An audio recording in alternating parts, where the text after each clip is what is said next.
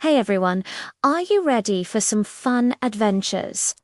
Today, let's learn some awesome new words. First up, what do you do when it's windy? You can go windsurfing.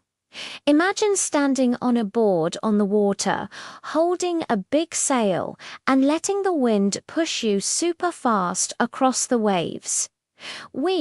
What if it's warm and sunny? It's perfect to go sailing. You get on a boat with a big sail and the wind gently pushes you along. It's so relaxing to just float on the water. Now, what about when it's cool outside and there's lots of snow on the mountains? It's time to go skiing. You put on special skis and slide all the way down the snowy slopes. It's so much fun. So remember, on a windy day, you can go windsurfing. On a warm day, you can go sailing. And on a cool, snowy day, you can go skiing.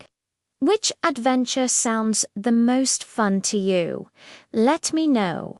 Thanks for watching.